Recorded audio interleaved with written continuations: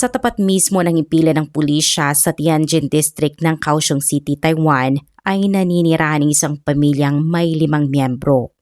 Ang 47 anyos na si Ading at ang kanyang asawa na si Amin ay mahigit 20 taon ng kasal at biniyayaan ng 4 na anak ang kanilang panganay na si Ading Taiwan na nasa edad 20, 2 pang anak na lalaki at isang nakababatang babae. Ang pangunahing ikinabubuhay ng pamilya ay ang sushi shop na magkasama nilang pinapatakbo at dahil patuloy itong lumalago ay nagbalak pa silang bumili ng isang malaking freezer upang mas maayos na mapanatili ang sariwang sangkap ng kanilang mga produkto. Sa panahong iyon ay tila maayos ang takbo ng kanilang buhay, ngunit hindi nagtagal ay isang hindi inaasahang pangyayari ang bumalot sa kanilang pamilya.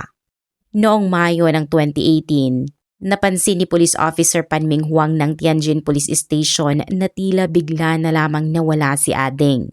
Mahigit 10 taon nang magkakilala ang dalawa, kaya kilalang-kilala ni Pan ang kanyang pagkatao. Noon ay kilala si Ading sa pagiging pabaya at magastos sa kanyang pamumuhay. 3 taon bago ang insidenteng ito, nakatanggap siya ng malaking mana mula sa kanyang pamilya at nagsimulang mamuhay ng marangya. Madalas siyang pumunta sa mga entertainment district, magmaneho ng mamahaling sasakyan at ipagmalaki ang kanyang kayamanan nang hindi iniisip ang kapakanan ng kanyang pamilya. Subalit nang mabigo ang kanyang negosyo at tuluyang maubos ang kanyang pera, saka lamang niya napagtanto ang bigat ng kanyang mga naging desisyon. Mula roon, nagpasya siyang baguhin ang kanyang buhay sa pamamagitan ng pagbubukas ng isang sushi shop at masipag na pagtatrabaho upang maitaguyod ang kanyang pamilya. Unti-unti ring bumalik sa maayos na direksyon ang kanyang pamumuhay, habang si Officer pa naman ay patuloy na gumagabay at sumusuporta sa kanya sa loob ng maraming taon. Kaya naman nang makita niyang tuluyan ng nagbago si Ading at seryoso na itong namumuhay ng marangal, labis niya itong ikinatuwa. Ngunit sa pagkakataong ito, bigla na lamang naglaho si Ading at ang kanilang sushi shop ay nananatiling sarado ng maraming araw. Matatagpuan ang tindahan sa mismong tapat ng himpilan ng pulisya sa isang 4 na palapag na gusali, kung saan ang unang palapag ay nagsisilbing tindahan at ang mga nasa itaas ay tirahan ng kanilang pamilya. Noong una ay inakala ni Officer Pan na baka may bigla ang lakad lamang si Ading at babalik din makalipas ang ilang araw. Araw-araw niyang tinitingnan kung muling magbubukas ang tindahan, ngunit lumipas ang 1 linggo at nanatili pa rin itong mahigpit na nakasara. Kahit katukin ang pinto ay walang sumasagot. Upang malaman ang kalagayan ni Ading ay tumatawag si Pan sa kanyang telepono kada 1 o 2 araw. Patuloy lamang itong tumutunog na walang sumasagot hanggang sa isang gabi matapos ang maraming ring, sa wakas ay mayroon ding tumanggap ng tawag. Hindi si Ading ang nasa kabilang linya kundi ang kanyang asawang si Amin. Agad na tinanong ni Pan kung nasaan si Ading at ayon kay Amin, ilang araw na ang nakalipas ay bigla umano nitong sinabi na pupunta siya sa Pingdong upang asikasuhin ng isang bagay bago tuluyang mawala. Idinagdag pa niya na hindi nito dala ang cellphone, hindi rin ito ginamit ang sasakyan at hanggang sa oras na iyon ay wala umanong sinuman sa pamilya ang nakakaalam kung nasaan siya. Bilang isang veteranong pulis ay agad na nakaramdam si Officer Pan na may hindi pangkaraniwan sa kwento. Naalala niya ang huli nilang pagkikita kung saan masaya pang ikinwento ni Ading na lalo pang lumalago ang kanilang sushi shop. Balak pa nilang palawakin ang negosyo at nakabili na rin sila ng isang malaking freezer para sa mas maayos na pag-iimbak ng mga ingredients. Kilala rin niya si Ading bilang isang taong halos araw-araw na nagtatrabaho ng walang pahinga, kaya para kay Pan, mahirap paniwalaang basta na lamang nito iiwan ang negosyo sa panahong nagsisimula pa lamang itong umunlad. Lalo na't pupunta umano ito sa isang lugar na hindi naman pamilyar sa kanya nang walang cellphone at walang sasakyan. Bukod pa rito ay lalo ring napansin ni Pan ang kakaibang asal ni Amin habang sila ay nag-uusap.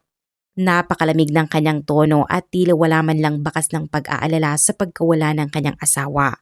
Para bang isang maliit na bagay lamang sa kanya ang nangyari.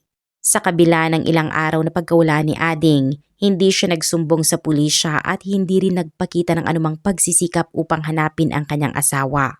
Tanging nang si Pan mismo ang tumawag ay saka lamang siya nagbahagi ng kaunting impormasyon, bagay na lalo pang nagpalalim sa pagdududa ng opisyal. Batay sa kanyang karanasan, nagsimulang mabuo sa isip ni Pan ang isang mabigat na posibilidad. Kung walang sino man ang nakakaalam sa kinaroroonan ni Ading at tila maraming inililihim si Amin, maaaring may mas malalim na nangyari. Posibleng may sinapit na kapahamakan si Ading at malamang na si Amin ang may alam sa tunay na nangyari o maaaring siya mismo ang sangkot dito. Gayunpaman ay mahirap itong paniwalaan dahil matagal nang kilala ni Pan ang buong pamilya. Para sa kanya, si Amin ay isang masipag, mahinahon at mapagmahal na babae. Kilala siya sa mahinhing pananalita at sa labis na pagmamahal sa kanilang 4 na anak. Sa anumang anggulong tingnan, hindi siya kahawig ng isang taong kayang gumawa ng mabigat na krimen. Noong mga panahong si Ading ay abala sa magulong pamumuhay at hindi ginagampanan ang kanyang tungkulin bilang asawa, si Amin ang siyang nagsikap upang mapanatiling buo ang kanilang pamilya. Nagnegosyo siya ng seafood, nagpatakbo ng tindahan ng malamig na inumin, kumita ng panggastos at sabay na inalagaan ang kanilang mga anak. Halos lahat ng responsibilidad ay siya lamang ang kumarga sa kabila ng matinding hirap. Kung wala si Amin ay malamang na matagal nang nagkawatak-watak ang kanilang pamilya. Kaya naman hindi maalis sa isip ni Pan ang tanong kung paanong posibleng ang isang babaeng tulad niya ay masangkot sa ganoong pangyayari. Higit pa rito ay nagbago na rin naman si Ading, nagsumikap na muli para sa pamilya at unti-unti nang bumabalik sa normal ang kanilang buhay. Ang mga taon ng paghihirap ni Amin ay tila nalalampasan na at kahit noong panahong malayo ang loob ng kanyang asawa sa pamilya ay nagawa pa rin niyang magtiis. Kaya bakit ngayon pa, sa panahong tila maayos na ang lahat, magkakaroon ng dahilan upang saktan ang sariling asawa? Habang patuloy na iniisip ni Pan ang mga katanungang ito, hindi inaasahang tumawag sa kanya si Amin. Sa halip na mabawasan ang kanyang pagdududa ay lalo pa itong tumindi dahil ipinaalam ni Amin na may ipinagkatiwala umanong $200,000 si Ading sa isang kaibigan at napagkasunduan nilang si Ading lamang ang maaaring kumuha nito.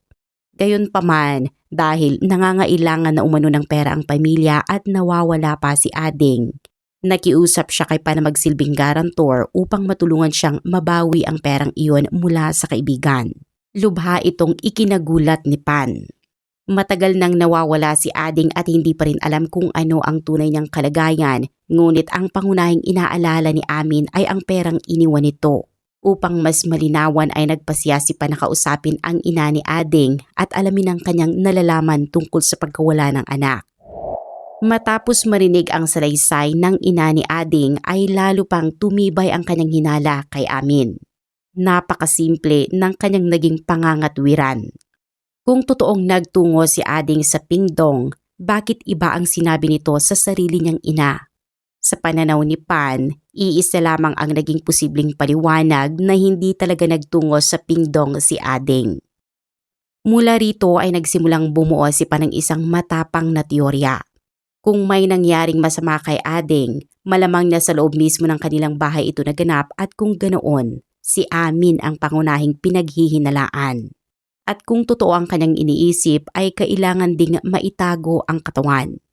Gayunpaman ay batid niyang maliit lamang ang pangangatawan ni Amin kaya magiging napakahirap para rito ang ilabas at ilipat ang isang buong katawan. Dahil dito, iniisip niyang malamang ay itinago lamang ito sa loob ng bahay. Habang nakatingin si Pan sa nananatiling saradong sushi shop ni Ading, may isang posibilidad na biglang pumasok sa kanyang isipan. Maaaring iyon ang dahilan kung bakit hindi na muling nagbukas ang tindahan.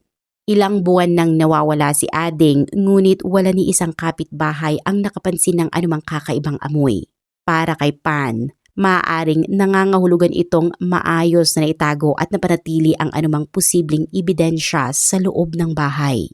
Sa sandaling iyon ay naalala ni Pan ang ikinuwento noon ni Ading tungkol sa pagbili nila ng isang malaking freezer.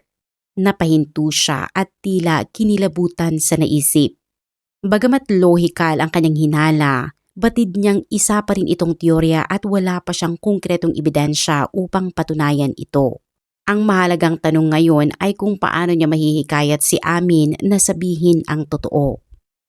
Sa pagsusuri ni Pan ay wala namang kriminal na record si Amin at kilala itong mahina ang loob. Kung sakaling may nangyari nga, malamang na nasa ilalim ito ng matinding emosyonal na presyon at sa ganitong sitwasyon, naniniwala siyang sapat na ang maingat na pagtatanong upang lumitaw ang mga hindi pagkakatugma sa kanyang mga pahayag. Dahil dito ay nag-ayos si Pan ng isang pagkikipagkita kasama si Amin sa loob mismo ng sushi shop upang ipagpatuloy ang kanyang pagtatanong. Kinagabihan sa unang pagkakataon matapos ang 3 buwan ay muling itinaas ang rolling door ng tindahan. Pagpasok pa lamang niya ay agad niyang napansin ang 2 malalaking freezer sa loob. Tahimik na naupo si Amin sa tapat niya habang nagsisimula ang kanilang pag-uusap.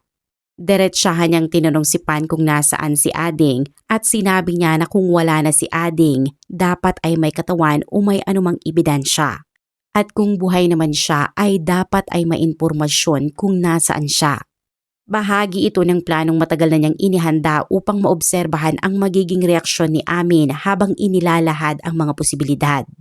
Kapansin-pansing naging balisa si Amin at paulit-ulit niyang iniiwas ang tingin at ibinaba ang kanyang ulo habang lalong bumibigat ang katahimikan sa loob ng tindahan.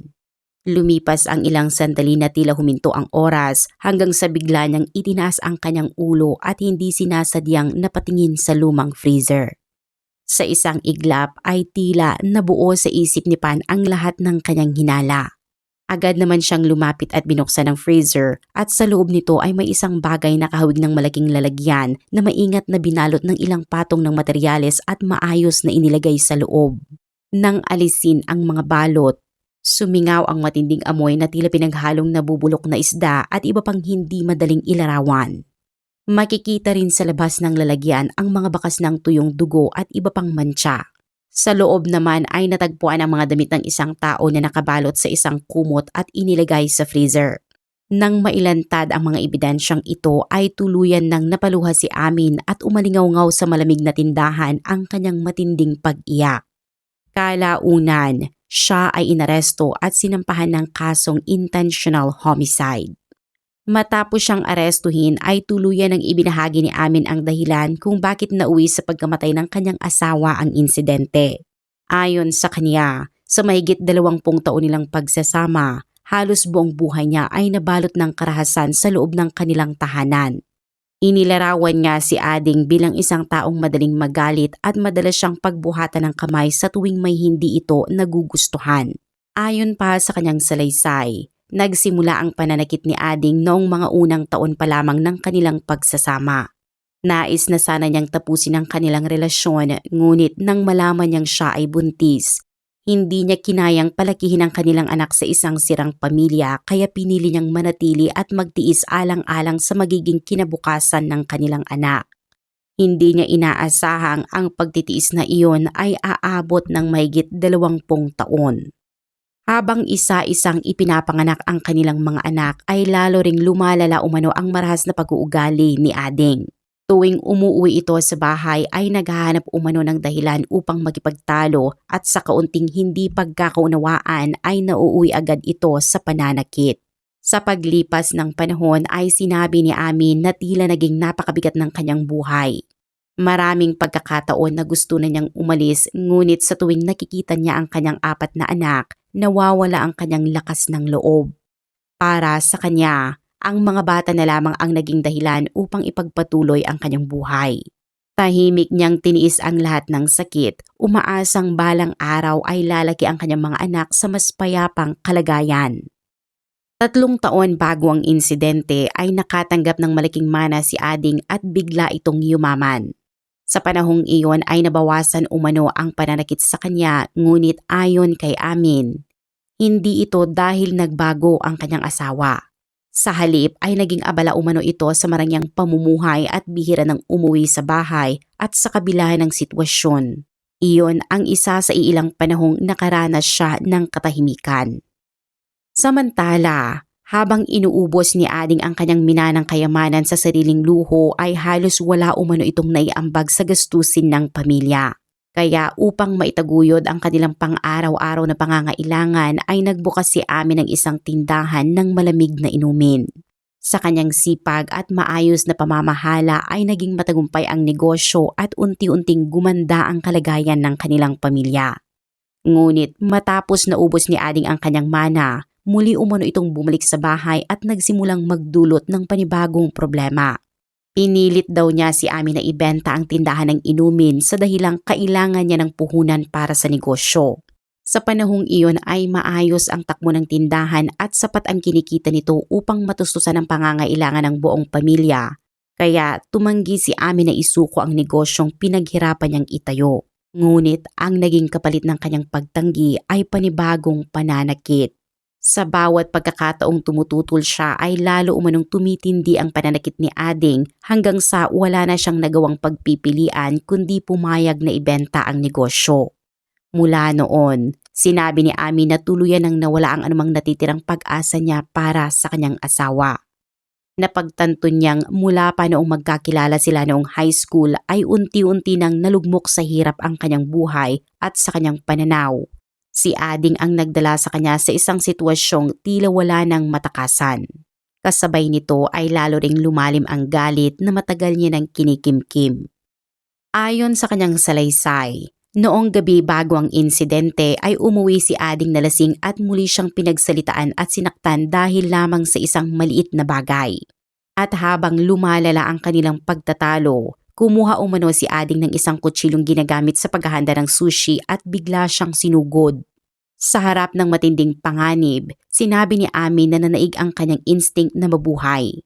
Nagawa umano niyang maagaw ang kutsilyo mula sa kanyang asawa at sa gitna ng matinding takot at emosyon ay gumanti siya. Matapos ang lahat saka lamang umano siya natauhan at nakita ang kanyang asawa na nakahandusay sa sahig at wala ng senyales ng buhay. Dahil sa matinding takot at hindi alam kung ano ang gagawin, inilagay niya ang katawan ni Ading sa freezer upang maitago ang nangyari. Inamin din ni Ading na wala siyang sapat na kaalaman tungkol sa batas. Narinig lamang umano niya na kapag 7 taon nang nawawala ang isang tao ay maaari na itong ideklarang patay. Dahil dito, naniwala siyang kung maitatago niya ang katawan ng kanyang asawa sa freezer at walang makakatuklas nito sa loob ng 7 taon, tuluyan na ring matatapos ang lahat. Gayunpaman, ang araw-araw na pamumuhay sa iisang bahay habang naroon ang katawan ng kanyang asawa ay naging napakabigat na pasanin para sa kanya. Kaya isinara niya ang sushi shop, nilinis ng mabuti ang unang palapag at inilipat ang kanilang mga anak sa ikalawang palapag ng bahay. Mula roon ay sa likurang pinto na lamang sila dumaraan sa tuwing lalabas o di kaya ay uuwi. Sa loob ng ilang buwan, araw-araw niyang pinipilit na wag isipin ang freezer sa ibaba na parabang wala itong laman. Alam din niyang hindi habang buhay ay maitatago ang lihim na iyon, ngunit ayon sa kanya ay wala na siyang ibang nakitang paraan. Nang tuluyang mabunyag ang lahat ay sinabi ni Amin na handa niyang harapin ang anumang magiging kahihinatnan basta sana ay hindi maapektuhan ang kinabukasan ng kanyang mga anak. Sa puntong iyon ay naaresto na ang pangunahing sospek, natagpuan na rin ang katawan ng biktima at tila malinaw na rin ang motibo ng krimen. Sa unang tingin, mistulang isa itong trahedyang nag-ugat sa matagal na umanong karahasan sa loob ng tahanan. Subalit para sa mga investigador, hindi pa rin sapat ang pag-amin ni Amin upang maisara ang kaso. May ilang mahalagang detalye na hindi patugma sa mga ebidensya kaya ipinagpatuloy nila ang masusing pagsusuri sa bawat pahayag at sa lahat ng nakalat na ebidensya upang matukoy ang buong katotohanan. Hindi nagtagal ay napansin ni Officer Pan ang ilang bahagi ng salaysay ni Amin na mahirap ipaliwanag. Una ay maliit lamang ang pangangatawan ni Amin. Bagamat hindi rin kalakihan si Ading, malinaw na mas malakas ito sa pisikal. Kaya para kay Pan ay mahirap isipin na basta na lamang maagaw ni Amin ang kutsilyo at magawang mapatigil ang kanyang asawa ng mag-isa. Bukod dito, 3 sa 4 nilang anak ang nasa bahay noong gabing naganap ang insidente. Ang panganay lamang na si Taiwan ang nasa hustong gulang at malapit nang bumuo ng sarili niyang pamilya, samantalang ang 3 pa niyang kapatid ay naroon din sa bahay. Dahil dito, natural na sumagi sa isip ng mga investigador kung may nalalaman ba ang mga anak tungkol sa nangyari noong gabing iyon. Isa pang mahalagang tanong ay kung paano na isagawa ang lahat ng sumunod na pangyayari. Matapos ang komprontasyon, Kinailangan umanong balutin ang katawan sa kumot, ilipat ito sa freezer at linisin ang buong lugar upang mabura ang mga bakas ng insidente. Sa pananaw ng mga investigador, ang lahat ng ito ay nangangailangan ng malaking lakas at pisikal na kakayahan, kaya mahirap paniwalaang nagawa iyon ng isang babaeng may maliit na pangangatawan nang walang anumang tulong. Habang muling sinusuri ni Pan ang opisyal na pahayag ni Amin, may isang detalye ang paulit-ulit na pumukaw sa kanyang pansin. Sa kabuuan ng kanyang salaysay ay ilang beses niyang iginiit na siya lamang ang may pananagutan at wala ng ibang sangkot. Para kay Pan, tila hindi natural ang paulit-ulit na pagdiin sa puntong iyon. Sa halip na simpleng umamin, parang pilit niyang hinihikayat ang mga investigador na paniwalaang siya lamang ang responsable. Doon nagsimulang mabuo ang panibagong hinala kay Pan na bakit tila nagmamadali si Amin na akuin ang lahat at para sa kanya, ang pinakalohikal na paliwanag ay may sinusubukan itong protektahan. Dahil dito ay nagsagawa ang pulisya ng ikalawang serye ng interogasyon kay Amin. Detalyado nilang tinanong ang bawat hakbang na umunoy ginawa niya noong gabing nangyari ang insidente. Isa itong karaniwang taktika sa investigasyon. Kapag ang isang tao ay nagsasalaysay ng totoong karanasan, karaniwang nananatiling pareho ang mahalagang detalye kahit paulit-ulit itong ikinwento, lalo na kung tungkol ito sa isang pangyayaring hindi madaling makalimutan. Sa kabilang banda, ang isang gawa-gawang kwento ay kadalasang nagbabago habang inuulit sapagkat kusang inayos ng isip ang mga detalyeng hindi magkakatugma. At gaya ng inaasahan, nagbago-bago ang mga detalye sa mga pahayag ni Amin sa bawat interogasyon. Ang mga hindi pagkakatugmang ito ang nagbigay sa mga investigador ng dahilan upang paniwalaang hindi totoo ang kanyang pag-angking siya ang pumatay sa kanyang asawa. Kung ganoon, may isa pang taong direktang sangkot sa nangyari. Sa araw ng insidente, ang tanging mga taong maaring naroon at posibleng may kinalaman sa pagkamatay ni Ading ay ang 4 nilang anak. Sa kanilang lahat, ang pinakaunang napagtuunan ng pansin ay ang panganay na si Tawan sapagkat siya ang pinakamatanda at may sapat na gulang. Sa ilalim ng masinsinang pagtatanong ni Officer Pan ay tuluyan ring inamin ni Amin na tumulong si Taiwan sa pag-aasikaso sa katawan ng kanyang ama. Gayunpaman, patuloy pa rin niyang iginiit na siya ang direktang naging sanhi ng pagkamatay ni Ading at dahil dito, nagpasya ang mga investigador na dalhin si Taiwan sa himpilan upang sumailalim sa hiwalay at mas detalyadong interogasyon. Natagpuan ng pulisya si Taiwan sa kanilang bahay at dinala siya sa himpilan para sa investigasyon. Nang tanungin siya tungkol sa kanyang ama ay kapansin-pansing halos kapareho ng kanyang ina ang kanyang saloobin. Ayon kay Taiwan, bilang panganay ay siya ang madalas na nagiging pangunahing biktima ng marahas na pag-uugali ng kanyang ama mula pa noong bata siya. Sa paglipas ng panahon, sinabi niyang tuluyan nang nawala ang anumang pagmamahal niya rito at napalitan ito ng matinding galit. Sa ilalim ng matinding pagtatanong ng pulisya, naglahad si Taiwan ng isa pang bersyon ng mga pangyayari. Ayon sa kanya, matagal na niyang kinikimkim ang sama ng loob bunga ng paulit-ulit na umunoy karahasan ng kanyang ama. Noong araw ng insidente, nang makita niyang may hawak na kutsilyo si Ading at tila maaring saktan ang kanyang ina ay agad siyang kumilos upang tulungan ito. Sa gitna ng pagtatangkang protektahan ng kanyang ina, sinabi niyang nakagawa siya ng isang desisyong hindi na niya mababawi. Ipinakita pa ni Taiwan sa mga investigador ang peklat sa kanyang kanang kamay at ipinaliwanag na iyon umano ang sugat na natamo niya habang sinusubukan niyang maagaw ang kutsilyo mula sa kanyang ama. Gayunpaman, para sa mga investigador, nananatiling mahalagang usapin kung ano talaga ang nangyari sa sandaling iyon. Sinusubukan nga ba talaga ni Taiwan na agawin ang kutsilyo mula sa kanyang ama o siya mismo ang humawak nito upang pigilan ang kanyang ama? Ito ang isa sa mga pinakamahalagang tanong na kailangan nilang masusing suriin batay sa mga ebidensya. Sa huli, hinarap ng mga investigador ang mag-ina at tinanong kung bakit nila inakalang sapat na ang itago ang katawan ni Ading sa freezer upang tuluyang mailihim ang nangyari. Nais din nilang malaman kung bakit hindi sila agad sumuko sa mga otoridad at kung ano ang nagtulak sa kanila na iwan ang katawan ni Ading sa loob ng freezer. Malawakang tinalakay ng media ang kasong ito at maraming tao ang naantig sa kwento ng isang anak na umunoy nakapatay sa sariling ama habang ang kanyang ina naman ay handang akuin ang buong pananagutan. Gayunpaman, kahit matapos ang mga pag-amin na ito, nananatili pa ring may ilang bahagi ng salaysay na hindi tugma sa mga ebidensya. Dahil dito, nagpasya ang mga investigador na ituon ang kanilang pansin sa katawan mismo ni Ading upang makakuha ng mas konkretong kasagutan. Sa loob ng 99 na araw ay nanatili ang kanyang katawan sa freezer habang nakabalot sa isang kumot at ganap na nagyelo. Dahil matigas pa ang katawan, hindi ito maaaring basta alisin sapagkat maaaring masira ang mahalagang bakas na kinakailangan sa forensic examination.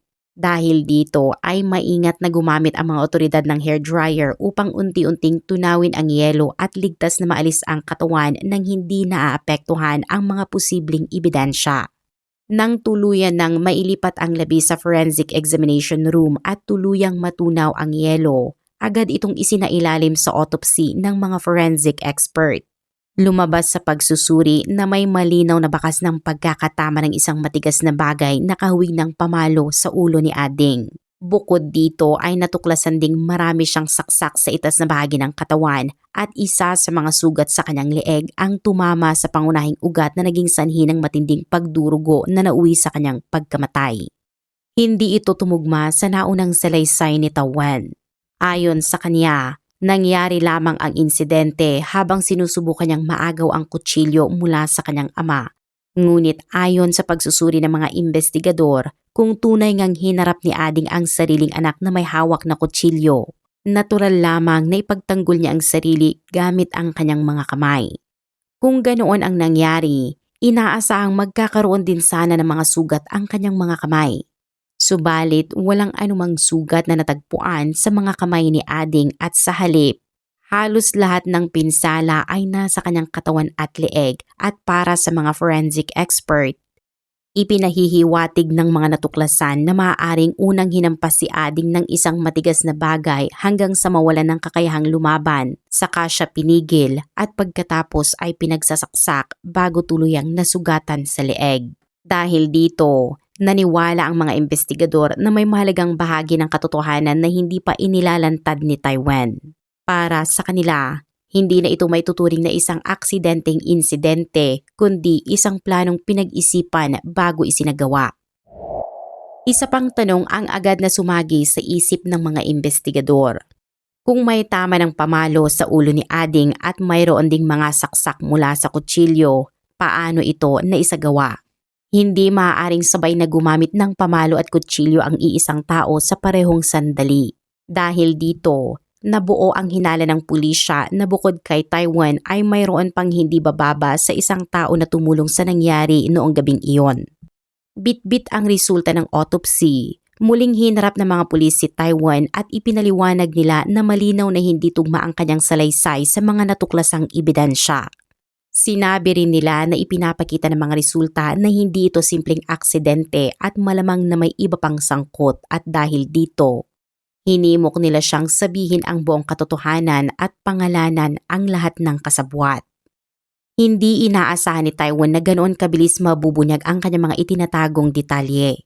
Matapos ang ilang sandaling katahimikan ay tuluyan na niyang inamin ang buong pangyayari at ayon sa kanya, tama ang naging hinala ng pulisya. Ang nangyari ay hindi aksidente kundi isang planong pinaghandaan at upang matiyak na maisasagawa ito, humingi siya ng tulong sa 2 pang tao mula sa labas ng kanilang pamilya.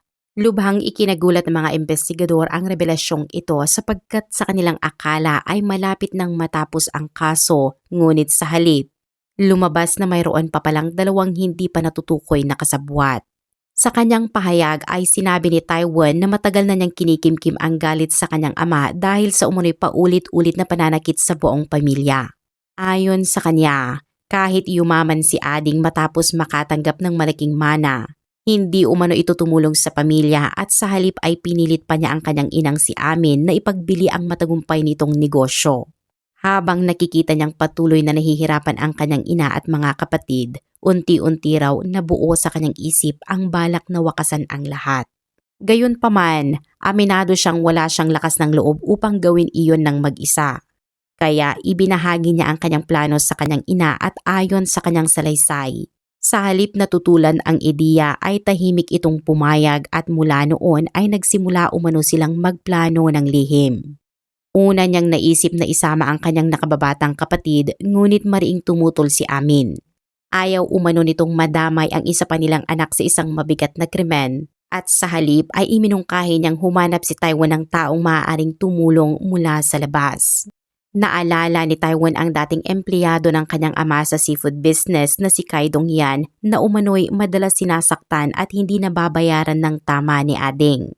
Dahil dito ay madali niya itong nakumbinsing sumama sa plano at kalaunan. Isinama rin niya si Gao Jirong at nangakong babayaran ang bawat isa ng 500 new Taiwan dollars o humigit kumulang $16,000 kapalit ng kanilang pagtulong. Pagsapit ng umaga ng ika-4 ng Hunyo, sinimulan na nila ang kanilang plano.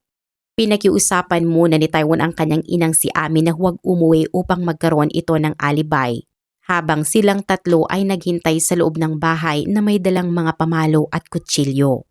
Ayon sa kanyang salaysay, pagpasok pa lamang ni Ading sa bahay ay agad na siyang sinalubong ng pag-atake. Sinabi niyang si Dong-yan ang unang humampas sa ulo ng kanyang ama gamit ang isang pamalo at matapos itong mawalan ng kakayahang lumaban, pinigilan umano nila ni Gaurong ang biktima sa ibabaw ng kama. Una raw niyang sinubukang takpan ng unan ang mukha ng kanyang ama ngunit patuloy itong lumaban. Sa huli, sinabi niyang ang dalawa niyang kasabwat ang gumamit ng kutsilyo hanggang sa tuluyang mawalan ng buhay si Ading. Pagkatapos ng insidente, inilagay umano ni Taiwan ang katawan ng kanyang ama sa malaking freezer sa loob ng bahay. Samantala ay isinara naman ni Amin ang sushi shop at ipinalabas sa iba na umalis si Ading papuntang Pingdong at hindi na muling nagpakita. Habang nangyayari ito ay mabilis namang nawala sa lugar sina Dong-yan at Gao Jirong. Nang marinig ng mga investigador ang buong salaysay, ikinagulat nilang may dalawa pa palang hindi natutukoy na kasabwat. Sa kanilang akala ay halos tapos na ang kaso at naibalita na rin sa media ang malaking bahagi ng investigasyon. Kaya inisip nilang maaring nakatakas na ang dalawa. Ngunit taliwas sa kanilang inaasahan, mabilis silang natuntun ng pulisya sa pamamagitan ng household registration records. Pagdating sa bahay ni Dong-yan, kapwa naroon sina Dong-yan at Gao Jirong kaya agad silang naaresto. Sa interogasyon ay sinabi ni Dong-yan na napanood nila ang balita tungkol sa kaso. Ngunit hindi sila nagtago dahil nangako si Taiwan na siya lamang ang aako sa lahat ng pananagutan. Inamin din niyang matagal nang ibinabahagi ni Taiwan ang balak nitong ipapatay ang kanyang ama. Bagamat una nila itong pinayuhang huwag ituloy ang plano, nagbago ang kanilang isip dahil pareho silang may mabibigat na utang sa sugal. Nang alukin sila ni Taiwan ng 500,000 new Taiwan dollars o humigit kumulang 16,000 USD kapalit ng kanilang pagtulong, pumayag silang sumama sa plano. Sa pagkakaaresto kina Dong-yan at Gao Jirong, tuluyan nang nabuo ang kabuang larawan ng kaso. Matapos ang maraming araw ng masusing investigasyon, naaresto na ang lahat ng mga pinaghihinalaang sangkot at tuluyan nang naisara ang kaso. Sa paghatol ng hukuman, kinilala na ang ginawa ni na Taiwan at Amin sa pagpaplano at paghingi ng tulong sa iba upang maisakatuparan ang krimen ay isang mabigat na paglabag sa batas. Gayunpaman, isinasaalang-alang din ng korte ang matagal umanong karahasang naranasan nila sa loob ng kanilang tahanan, gayon din ang pakikipagtulungan ni Taiwan sa investigasyon at ang kanyang pag-amin sa naging papel niya sa kaso. Dahil dito, hinatulan si Taiwan ng 18 taong pagkakakulong. Samantalang si Ami naman ay sinintensyahan ng 8 taong pagkakakulong matapos mapatunayang alam niya ang buong plano at tinulungan pa niyang pagtakpan ng kanyang anak, bagamat hindi siya ang direktang nagsagawa ng pagpatay. Ang dalawa pang kasabwat na sina Dong-yan at Gao Jirong ay hinatulan naman ng 13 taon at 15 taong pagkakakulong. Sa mga hatol na ito, tuluyan nang naisara ang kasong matagal nang gumulo sa mga investigador.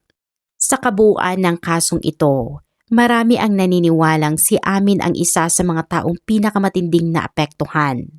Ayon sa mga naging salaysay sa paglilitis, umabot sa 26 na taon ang umunoy karahasang kanyang naranasan sa loob ng kanilang tahanan. Ilang ulit din umano siyang humingi ng tulong at nagsumbong sa mga otoridad, ngunit sa bawat pagkakataon ay lalo lamang umanong lumalala ang kanyang sitwasyon. Ayon sa mga tala ng kaso, mahinahong itinatanggi ni Ading ang mga paratang sa tuwing dumarating ang mga pulis. Ngunit pagkaalis ng mga ito ay muli umanong bumabalik ang takot at hirap na nararanasan ni Amin. Sa huli, hindi si Amin ang direktang napatunayang pumatay kay Ading.